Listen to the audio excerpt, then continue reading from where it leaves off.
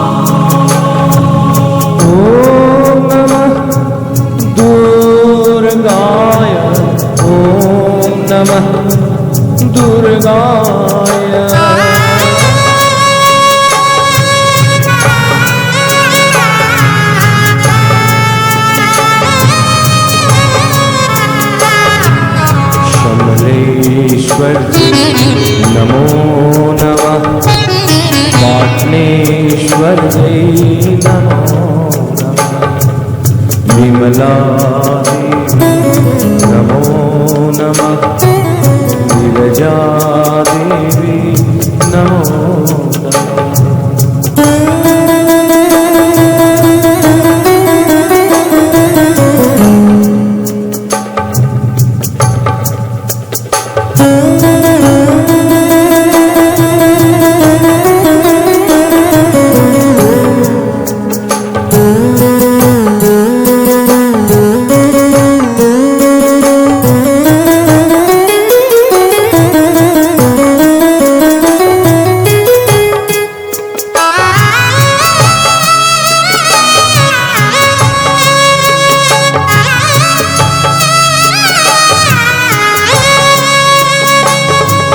देवी दुर्गे नमो नमः, अम्बे भवानी नमो नमः।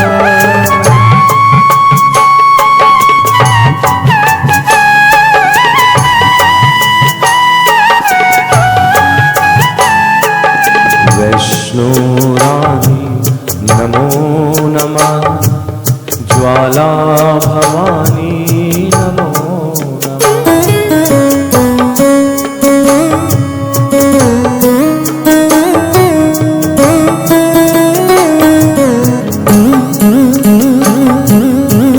काली मैया नमो नमः, काली मैया नमो नमः।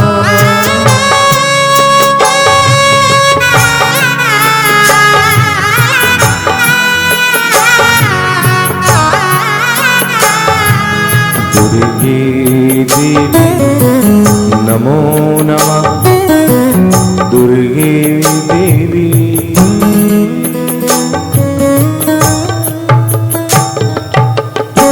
नमो नमः।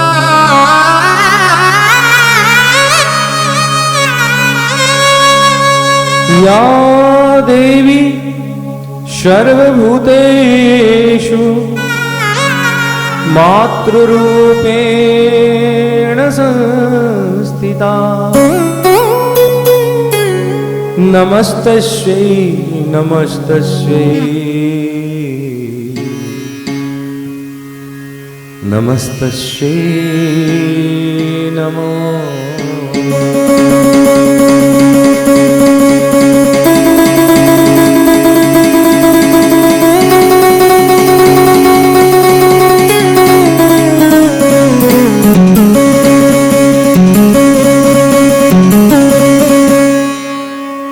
जयकारा शेरावाली दा।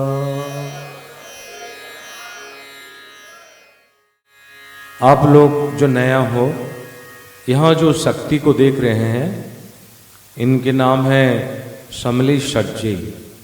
संबल माने संपत्ति और ऐश्वर्य माने भी संपत्ति।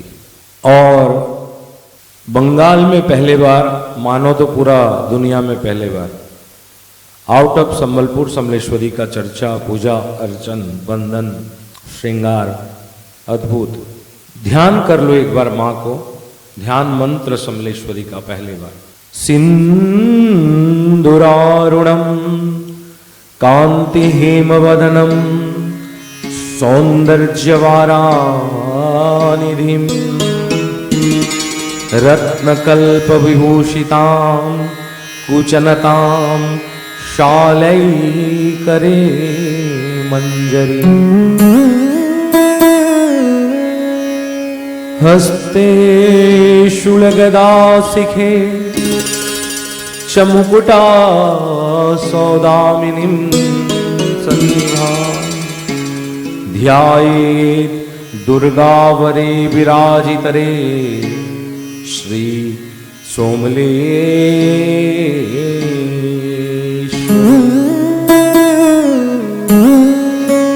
सबसे पहले मां का नाम है सोमलाधीश्वरी। बोलिए, बस ये ध्यान है, सोमलाधीश्वरी। अपभ्रष्ट होने की समलाई सिमलाई हुआ है। कैसे कैसे आज के दिन अगर आप शांति बजाय रखें, इनकी कृपा हो तो कुछ चर्चा करें। सबसे पहले वसुदेवम सुतम देवम कंस जाणुरमर्दनम देवकी परमानंदे कृष्ण वंदे जगतगुरु। अगर जीवन में लक्ष्मी की प्राप्त करना चाहते हैं तो गीता का 11वां अध्याय रोज पाठ करें। शुरू लक्ष्मी से कर रहा हूं और अंत में उन्हीं से करूंगा। इसी में भगवान ने, वैसे तो पूरा वो वही बोले हैं गीता, लेकिन एक जो बहुत इंपॉर्टेंट है, यज्ञा नामो जपस्मी।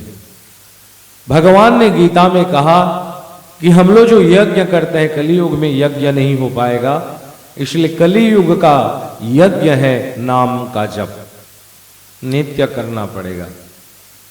हम बोलो सुबह 2 बार ले लेते हैं, उसके बाद रात को ले लेते हैं, ना ना।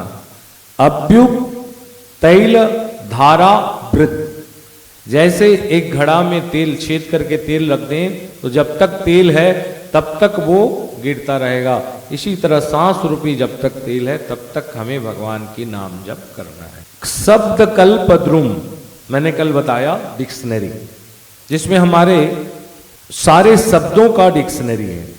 तो जप, ज का जकारो जन्म विच्छेदो पकारो पाप नाशकः। ज का मतलब है जन्म विच्छेद करता है, हम लोग जन्मते आ रहे हैं, फुल स्टॉप करता है जप। और पकारो पाप नाशक, प जो है जप का प, ये पाप नाश करता है। तस्या जय इति प्रोक्ता जन्म पाप विनाशकः, ये है जप। आदमी बोलते जप कर लो, जप का मतलब ही नहीं समझाते हैं। तो ज संस्कृत में आप हिंदी में समझ लो, ज का अभिप्राय है कि जन्म से विच्छेद करना, और प माने पाप का निवारण, ये हो गया जप। तो कलियुग में मंत्र जाप जो होता है, मेरे हिसाब से एक दो बार जप कर लो, लेकिन कलियुग में ना मंत्र हो ना तंत्र हो ना ये सब कोई जरूरी नहीं है, केवल हरि गुण गाहा। नारद भक्ति सूत्र ने भी कहा, हरे नामम हरे नामम च केवलम कलो नास्ते व नास्ते व नास्ते व गति अन्यथा। तो जो हम लोग शब्द भगवान का एक एक नाम अपने आप में कंप्लीट मंत्र है, उसमें कुछ और लिखना ओम एंग हुंग हांग करना नहीं चाहिए। इसलिए कलियुग में अशुद्ध अवस्था को देखते हुए कहीं भी आप नाम जाप कर सकते हैं, इसकी अनुमति दी गई है शास्त्र। तो नाम जप द्वारा मनुष्य का जन्म और मरण मिटता है। कहीं 1,84 में तू पकड़ा जाएगा, मैया जी के चरणों में गंगा की धार है।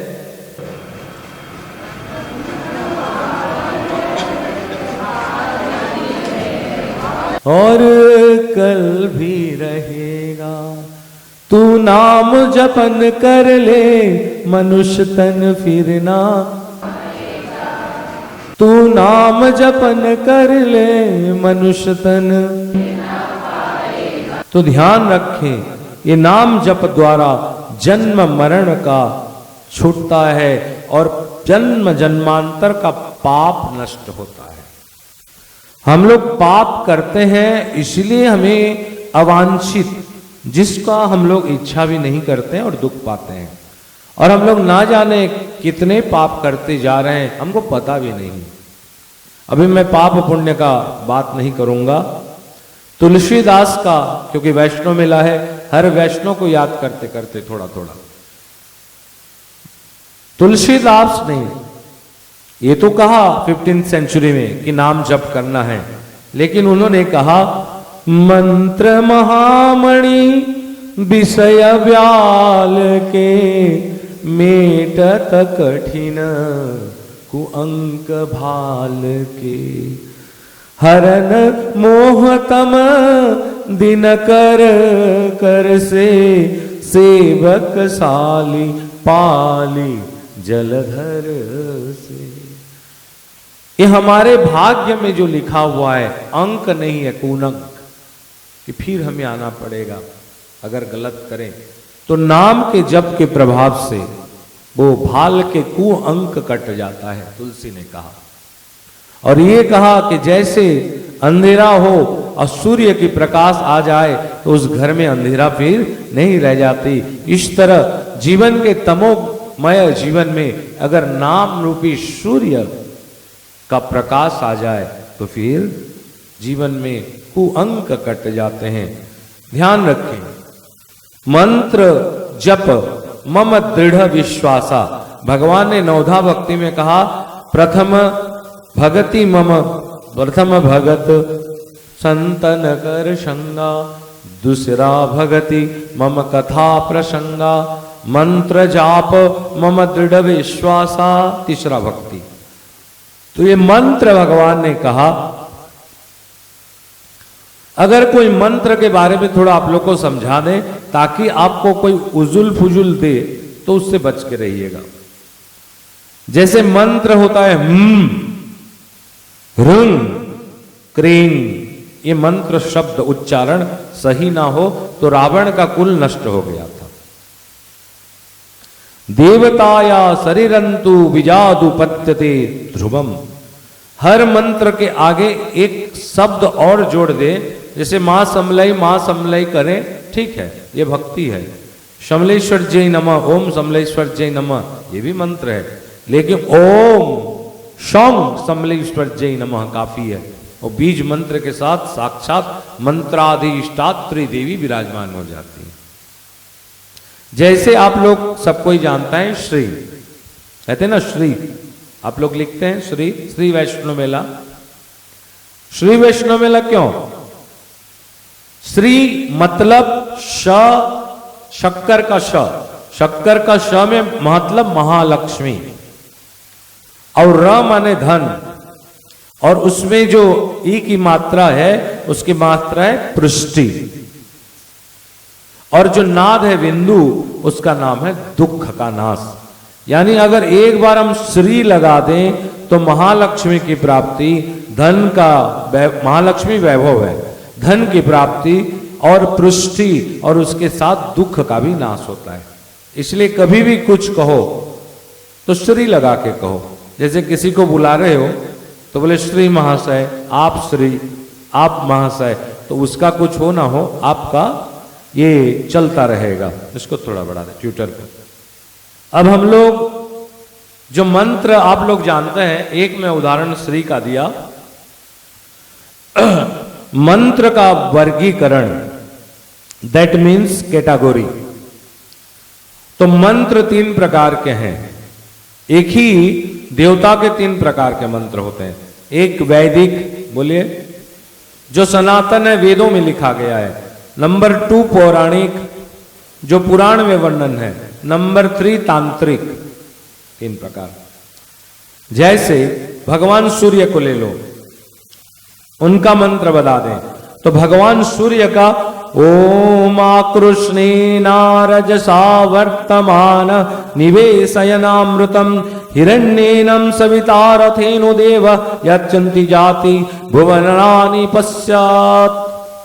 ये वेद का मंत्र है सूर्य के ऊपर। ऐसे सारे देवताओं का है। यही मंत्र अगर पुराण से कहना चाहे मंत्र का, तो उसका वर्गीकरण सरल हो गया है। ओम जपा कुसुम संकास काश्यपेय महादुति तमोरि सर्वपापघ्नम प्रणोतोस्मिं दिवाकरम। ये सूर्य का मंत्र हो गया पौराणिक। और ऐसे ही तांत्रिक मंत्र करें तो ओम हां हें हौं सौं सौं सूर्याय नमः, ओम घृणी सूर्याय नमः। जब आप जल दें तो इसी को करें, ओम घृणी सूर्याय नमः 7 बार। तो ध्यान रखें, ऐसे मंत्र का वर्गीकरण यानी कैटेगरी के हिसाब से 3 है। नंबर 1 वैदिक, नंबर 2 पौराणिक, नंबर 3 बोल साचे दरबार की। आप लोग तो ये जानते हैं रामायण के प्रसंग से। आज एक नया तो नहीं है, आदि है, लेकिन थोड़ा उसमें चेंज करके बता दूं। सब कोई एक अपवाद कहता है कि घर का भेदी, हमको नहीं लगता कि इसको विभीषण के लिए कहना चाहिए। विभीषण भी चिर जीवंत है और रोज भगवान जगन्नाथ के मंदिर आके दर्शन करते हैं, पौराणिक बात। और दूर से जगन्नाथ के मंदिर के ऊपर जो रामानंदी चीता है उसको देख के ये समझते हैं कि ये साक्षात रघुनाथ हैं। इसलिए जब भगवान जगन्नाथ को रात में शयन करवाया जाता है तो भगवान राम बोल के उनको पूजा किया जाता है। रघुनाथ ये शब्द दे के उनको शयन करवाया जाता है, क्योंकि रात के बाद सुबह तक विभीषण से लेके 16 बानर, हनुमान इत्यादि जितने हैं, इस सब की सेवा रहती रात को। बोल साचे दरबार की। तो आप लोग सब जानते हैं कि नाम भगवान का नाम से, भगवान से बढ़कर भगवान का नाम है, जानते हैं? तो हनुमान ने प्रूव करके दिखाया। राम का नाम में पत्थर समंदर से तर गया और राम जब पत्थर डाले तो गिर गया। तो पता चला कि राम से बढ़कर राम की नाम है। थोड़ा आपको फ्लैशबैक में ले चलें। राम का नाम से बढ़कर श्री। राम और रावण का युद्ध के समय, वाल्मीकि और तुलसी में ये चीज नहीं मिलेंगे आपको। राम और रावण का युद्ध के समय आज राम जी अपने सर पे हाथ लेके बैठे हुए हैं और भारी चिंताग्रस्त दिखाई दे रहे हैं। राम के साथ रावण का कितना ही दिन, कौन कौन दिन युद्ध हुआ था, मैंने आपको पिछले राम कथा में बताया हुआ था। विभीषण द्वारा राम जी के शिविर पर राम जी को चिंतित देखकर, क्योंकि रावण को मार नहीं पा रहे हैं प्रभु, चिंतित देखकर विभीषण और भगवान मित्र हैं। तो विभीषण को आते देख प्रभु की चिंताग्रस्त मुद्रा विभीषण ने देखा और प्रभु को वर्णन किया, प्रभु ये जो नहीं मर रहा है इसका एक कारण है। बोले क्यों? क्योंकि हम लोग तीनों मिल के वरदान के लिए ब्रह्म का तपस्या किए थे, रावण, मैं और कुंभकर्ण।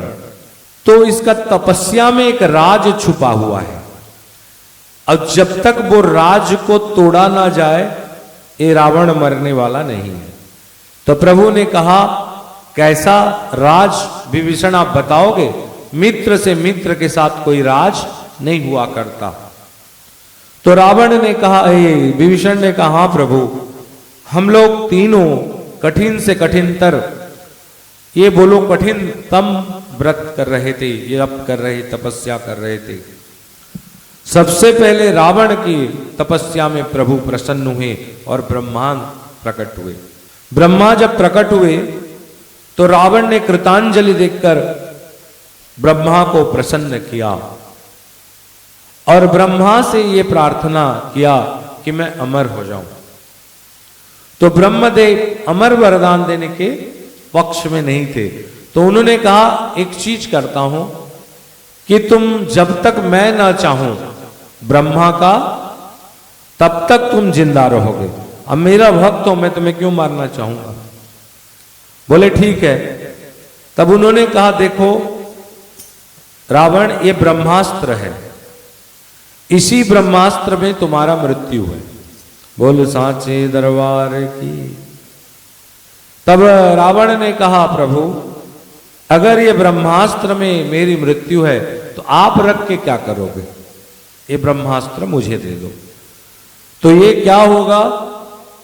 तो ये होगा कि मैं अपना मृत्यु अपने आप चॉइस करूंगा। अगर मैं किसी को ये वस्त्र दूं तब ना मुझे कोई मारेगा।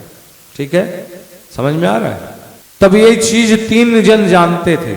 रावण आके वो ब्रह्मास्त्र को अपने प्रियतमा पत्नी मंदोदरी को दिया। ऐसे तो रावण के कितने पत्नी थे कोई नहीं जानता। तुलसीदास लिखा बहुवर नारी, बहुत नारी पत्नी थे और हमारे आयु के बराबर, आयु के माप से रावण 2.5 करोड़ वर्ष जिंदा था। उसके योग में 4 बार सतयुग, द्वापर, त्रेता घूम गए थे। तो ये मंदोदरी आदि रानी को जब ये दिया तो मंदोदरी उसको सुरक्षित रखी। ये बात 3 जन को पता था। 3 जन, number 1 Ravan, number 2 Vibhishan, number 3 कौन? मंदोदरी। विभीषण ने जब ये सिक्रेसी बताया भगवान को तो राम चिंतित हो गए। बोले रावण कहां रखा है वो ब्रह्मास्त्र? एक गलत मिथ चला है कि भगवान रावण का नाभि में अमृत था, उसको मारे तो मराना। कहानी ये है सच्चाई कि मरा क्यों और कैसे। तो ये राम और चिंतित हो गए कि हनुमान, मैं सोचा तुम कोई ऐसा उपाय बताओगे जिसमें रावण का वध हो। आप तो ये बोल दिए कि भाई उसका वध उसी के हाथ से, उसी की इच्छा से होगा, तो रावण क्यों भी मरना चाहे? राम जी बोले असंभव है। तब विभीषण ने कहा असंभव कोई नहीं, बात नहीं प्रभु। अगर मंदोदरी जिस जगह में उसको रखे हुए हैं उसको अगर कोई ला सके तो असंभव क्या है? तो चारों तरफ शिविर में चर्चा हुआ कि कौन ला सकता है ब्रह्मास्त्र। तब हमारा परम वैष्णव भक्ति भक्त भगवंत गुरु चतुर नाम बपू एक। मैं जो 2012 का वैष्णव मेला किया था, उस व्यक्ति श्री हनुमान जी मनोजवम रुततुल्य वेगम जितेन्द्रियम बुद्धिमतां वरिष्ठं वातात्मजं वा नरयूथ मुख्यं श्रीरामदूतं शरणं प्रपद्ये। हनुमान जी, आप लोग रोज हनुमान चालीसा पढ़ते हो, उसमें एक चीज लिखा है, रामचंद्र के काज समारे। छोटा छोटा काज हो तो ज्यादा इंपॉर्टेंट नहीं रहता, आज तो असंभव वाले काज आए तो इसको संवारेंगे कौन? रामचंद्र के जो हनुमान जी हैं। तो ये भी आप लोग गाते हो, कौन सा काम है जग में कपि न जाते है टारो। ऐसा कौन सा काम है प्रभु हनुमान जो आपसे टाला नहीं जा सकता? हनुमान जी खड़े होते हैं ब्रह्मा की चार राम की और देख के कहे मैं लाऊंगा प्रभु, आप चिंतित मत हो। तब राम जी आदेश दिया हनुमान को, ये हनुमान जाओ और उस ब्रह्म सर को सर्व शुभ लेके वापस आओ। बोल सांचे दरबार की। हनुमान जी राम जी का चरण स्पर्श किए और एक छद्म वेश बनाया। एक अनुष्ठान मैं करूंगा जिसमें हनुमान कौन कौन सा अस्त्र से किस किस को मारे हैं और कितने प्रकार के भेष बदले हैं, उसके ऊपर एक बार कोई वैष्णव मेला में वर्णन करेंगे। आज तो ये सोच लो कि हनुमान जी छद्म वेश धारण कर लिए हैं।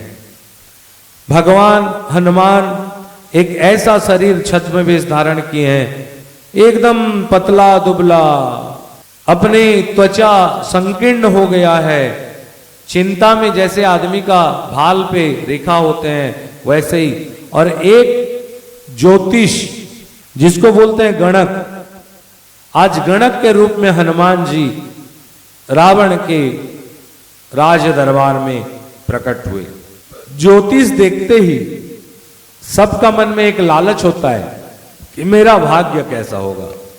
सबको अगर कोई भविष्य बताता हो तो सबका एक इच्छा होता है, क्यूरियोसिटी, कि मैं जानूं भविष्य में क्या है। तब ज्योतिष देख के, समय क्या था? लड़ाई का समय। मंदोदरी ज्योतिष को देख के ये इच्छा प्रकट किया कि युद्ध का गमन का फलाफल बताओ कि किस दिन मेरे पति जाएं तो युद्ध को विजय करके आए। हनुमान जी जो छद्म वेश थे ऐसे ऐसे खोलने लगे और एक तो पांजी से हनुमान जी ऐसे करे पांजी को अवलोकन करने लगे। हनुमान जी ने उस समय ये कहा कि देवी, अगर कुंडली में लग्नाधिप, षष्ठाधिप, अष्टमाधिप और इस तीनों लग्नाधिप, षष्ठाधिप और अष्टमाधिप अगर पाप ग्रह से, अगर कोई ज्योतिष है तो पाप ग्रह से अगर जुड़े तो योग मृत्यु की बनती है और रावण के ऐसे ही कोई योग बन रहा है। तब ऐसे उजुल फुजुल ज्योतिष लोग बोलते हैं। तो उन्होंने पूछा कि क्या करने से ये पाप ग्रह शांति होंगे। तब गणक या ज्योतिष ने कहा कि यथा नियम ग्रह शांति करें तो आपत्ति नाश हो सकते हैं। बोल सांचे दरबार की। मंदोदरी बोले चल हट, ऐसे तो आते रहते हैं बाबा लोग, झूठ बोलते रहते हैं। हनुमान जी भी समझ गए, बुद्धि नामाग्रगण्यम, बुद्धि में सबसे उत्तम। उन्होंने कहा कि देवी एक बात बताऊं, बताइए। आपका पति का मृत्यु योग जरूर है, लेकिन ये योग कैसा बनेगा आप लोग 3 जन जानते हैं। नंबर 1 आपका छोटा देवर, नंबर 2 आपके पति और नंबर 3 बोले आप। मंदोदरी को डाउट हुआ, अरे ये तो बात को जो गुप्त है वो प्रकट कर रहा है, इसका ज्योतिष ये आगे भविष्य दिखने वाला है। तो उन्होंने कहा तो बोले तो ऐसा है जो ब्रह्मा ने कृतांजलि देकर ब्रह्मा अस्त्र को प्रकट किया था या अपने आप ले आया था, उस अस्त्र को दो और उस अस्त्र में मैं महामृत्युंजय का अभिषेक कर दूंगा और अभिषेक करने के बाद उसकी मृत्यु की दशा टल जाएगी। अब तो मंदोदरी को 100% ये विश्वास हो गया कि ये कोई साधारण गणक ऋषि नहीं है, ये बहुत बड़ा ज्योतिष। इसी समय हनुमान ने भी अपना कपट दिखाया, बोल सांचे दरबार की।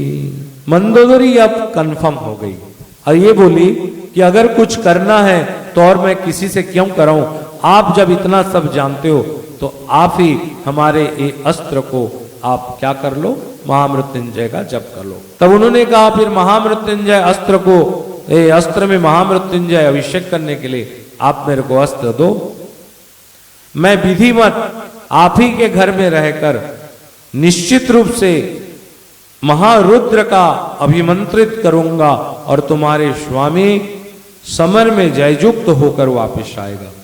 कपटी गणक रूपी हनुमान पे विश्वास किया मंदोदरी ने, और एक ऐसा खंबा था जिस खंबा के चारों ओर लोहे का बाड़ लगा था और हीरा नीला जटित एक खंबा था।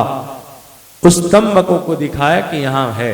तब तुरंत ही विकट रूप धरि लंका जरावा, प्रभु इससे पहले जो विकट रूप लंका जलाने के लिए धारण किए थे वही विकट रूप आज फिर हनुमान जी ने एक बार धारण किया और उस मृत्यु भेद सर को हाथ में पकड़कर क्षिप्र गति से वहां से अंतर ध्यान हो गए। मंदोदरी पति का शर को गायब होते देख आसन्न विपद समझकर मूर्छा हो गई। बोल सांचे दरबार की। हनुमान जाते हैं और राम के चरण पे वो सर को, यानी सर माने समझते हैं, वाण को अर्पण करते हैं। राम उच्च प्रशंसा करते हैं और कहते हैं हनुमान इस तीर को रखो, जब युद्ध के समय होगा कल ब्रह्म मंत्र से ये ब्रह्मास्त्र अभिमंत्रित है, ये आप ही रखो और जिस समय मैं बोलूंगा तब उस समय इसको देना ताकि मैं रावण का वक्ष विदंड करूंगा। बोल सांचे दरबार। और इसी समय हनुमान को गले लगाकर प्रभु ने कहा तुम मम प्रिय भरत सम भाई, तुम मम प्रिय भरत सम भाई, जिसको आप लोग हनुमान चालीसा में पढ़ते हैं। बोल सांचे दरबार की।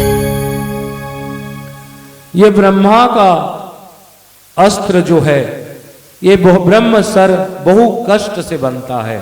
ब्रह्मस्त्र का वर्णन करूं, इसका जो फला है इसमें मरुत देव हैं, इसके जो तीर का मून है उसमें यमराज बैठते हैं, इसका फलधर जो है यानी जो पंख इसमें सूर्य बैठते हैं और सारे देवताओं का तेज ये ब्रह्मास्त्र में रहता है। ये बहुत शक्तिशाली अस्त्र है, ध्यान रखें। और इस अस्त्र पे या ये तीर पे सुवर्ण रजत मणि और मुक्ता से युक्त रहता है और हमेशा ये ब्रह्मास्त्र का एक परिचय है जिसको आप लोग जान पाओगे, करता रहता है। इसमें आवाज निकलती है, फू फू फू फू की ध्वनि निकलता है, तब पता चलता है कि ब्रह्मास्त्र है। जिस समय युद्ध समय आया और ये अस्त्र हनुमान द्वारा, हनुमान ने जब भगवान को दिया तब राम ने उसको जब लगाने की प्रयत्न किया तो राम ब्रह्मास्त्र को चिंतित करते ही ब्रह्मास्त्र आगे चलने लगा। रावण आज समझ गया कि मेरी मृत्यु आसन्न है। चतुर्दिग और भाग नहीं पा रहा है माया करके, एक जगह नहीं चारों दिगों में राम राम राम राम राम दिख रहे हैं। पश्चाताप किया, हाय मैं जानता था कि ये परम ब्रह्म है और सीता परमात्मा है। इसीलिए तुलसी ने एक ऐसा लाइन रामायण में लिखा, सो परत्र दुख पावही शिर धुनि धुनि पछताई काल ही कर्म ही ईश्वर ही मिथ्या दोष लगाए। रावण ने पश्चाताप किया, बोला और सोचने का समय नहीं है, मरना और मारना क्षत्रिय का धर्म है। आज मैंने अखंड न जाने कितनों का वध किया, आज मेरा मरना तय है।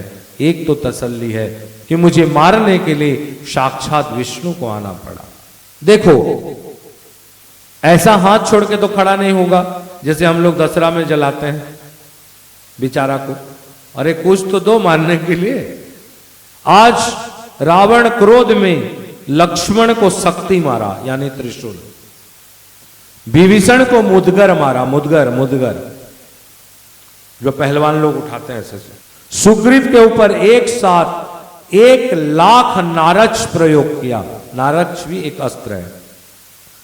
जाम्बवान को एक साथ, क्योंकि 20 भुजा थे, 5 तोमर मारा, तोमर। हनुमान को 1000 तोमर मारा, अंगद को 100 तोमर मारा, नकुल को 50, नील को 10,000 और सौरी को 5 बाण मारा। बोल सांचे दरबार की। समझे? गिन गिन के बता रहा हूं, ध्यान रखिएगा, जयकारा नहीं होगा इससे। हर युद्ध में देवी को आह्वान करना चाहिए। एक बार जयकारा बोलिए, बोल जय प्रदा माता की। इतने शर रावण मारा कि सारे गगन सरों और अस्त्र से आच्छादित हो गया। तो भगवान का जो रथ इंद्र दिया था, इंद्र प्रदत्त जो रथ था, उसका जो चलाने वाला था उसका नाम है मातली। क्या है? और जगन्नाथ के भी रथ को वही चलाता है। कौन नाम है? ठीक है, यही पता हुआ कि राम और जगन्नाथ कोई अलग नहीं। भगवान ने एक सर मारा और रावण का सारा शक्ति प्रतहित हो गई, पराहत हो गया। कभी देखना एक बड़ा पहाड़ के नीचे से जैसे झरना बहती है, उसी तरह भगवान ने जो ये ब्रह्मा प्रदत्त अस्त्र का प्रयोग किया तो ऐसा लगा कि पहाड़ फूटकर जैसे झरना गिरती है, इसी तरह रावण के वक्षस्थल से खून की धारा भगभग भगभग भगभग गिरने लगी। चारों ओर पुष्प वृष्टि हुआ और देवता लोग दुंदुभी बजा के राम जी का जय जयकार करने लगे। बोल रावणारई श्री रामचंद्र की। जो रावण को नाश किया, वध किया, उस भगवान की जय जयकार। अब बहुत बड़ा समस्या उत्पन्न हो गया। समस्या ये था कि आज प्रभु को जो श्याम रंग के थे काले पड़ गए, प्रभु काले हो गए, जटा बिखर गया। जटा भगवान के कोमल, कोमल है हाथ पांव, कोमल शरीर, कोमल है सीता मैया, लक्ष्मण है वीर। अबड़ दिन में देखें भगवान, नहीं तो छोड़ो तोला। अबड़ दिन में देखे भगवान, नहीं तो छोड़ो तोला। पहले चरण ला 2 दिन दे मोला, ओकर पाछू डोंगा में बैठा हूँ तोला। अबड़ दिन में देखे भगवान, नहीं तो छोड़ो तोला। अबड़ दिन में देखे भगवान, नहीं तो छोड़ो तोला।